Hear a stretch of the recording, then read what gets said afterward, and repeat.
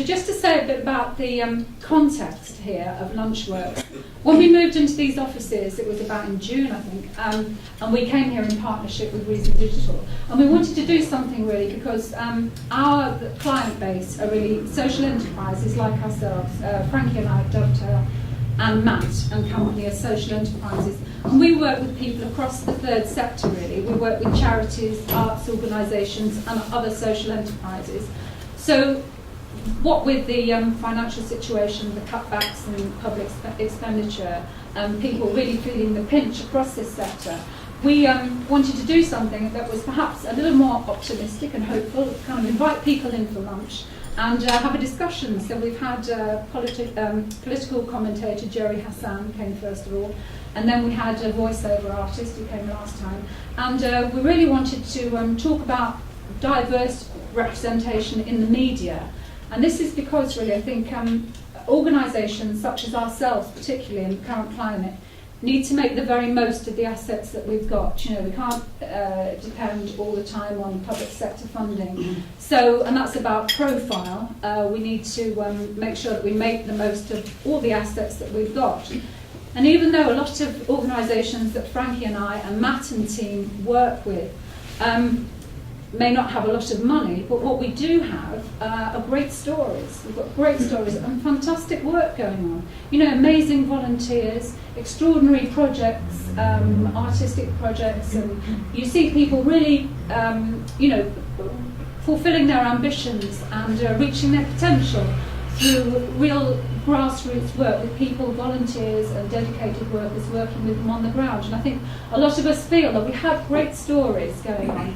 And maybe, you know, we feel some barriers to getting them out on the media when we're pitted against people who have great big PR machines behind them. So that's the kind of the context in which we wanted to have this discussion today.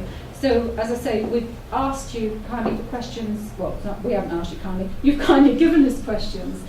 So what we're going to do is we're going to go forth and have these questions and a discussion. But first of all, Aziz, might I say a few words about your work and Sure. You're coming here today. I'm Aziz. I was invited to do this. To tell you the truth, I wasn't really sure what I'd let myself in for. But I sort of said to Julia, please send me some questions from people so I've got an idea of what it is I'm trying to answer. I have some answers to some of those questions. Some of the questions I didn't have answers to, so I emailed a whole load of people this week and said, do we do this? And how do we do this? And how does this work? So I might read little bits from notes that I've had from various different people working in our outreach department, working in our diversity department and all the rest of it. I mean, obviously as BBC manager, I know some of it myself. I've been based in the Northwest for 18 months now. I joined as head of BBC Northwest in March 2009. I am basically in charge of all the regional and local programming in the Northwest. That means 250 staff based in Manchester, Liverpool and Lancashire, working on BBC Radio Lancashire, BBC Radio Merseyside, BBC Radio Manchester. The websites for Liverpool, Manchester and Liverpool, Manchester and Lancashire. Also all the TV programming that goes out in the Northwest, the regional programming. So that means Northwest Tonight, it means Inside Out, our weekly half-hour documentary, it means Late Kick-Off, which is a weekly football programme that runs 4 months a year, and the politics show that runs every Sunday. So I kind of work across TV, radio and the web across the Northwest. Here in Manchester there's a lot more than that going on. Manchester is already one of the biggest outside London departments, BBC, all the BBC religion programmes, radio and TV come from Manchester, lots of BBC entertainment programmes like Question of Sport, Dragon's Den, University Challenge are made in Manchester, BBC Three comedies are made in Manchester, the BBC Philharmonic is based here, we've got radio current affairs like File on 4 and Assignment on Radio 4 are made in Manchester. Reports for the Late Show are made by a current affairs team in Manchester. So there's a lot of other people. There's 800 staff in Manchester already, and I'm in charge of about 200 of the staff based in Manchester. So there's lots of people doing other things in Manchester.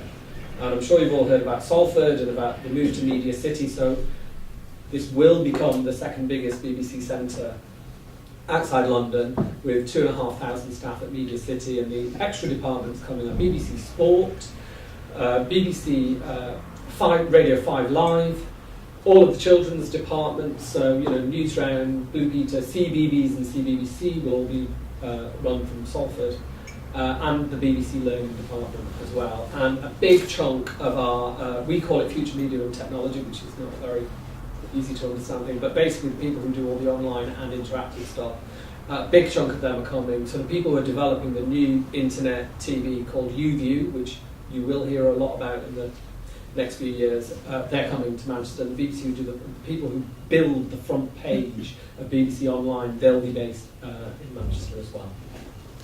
Wow.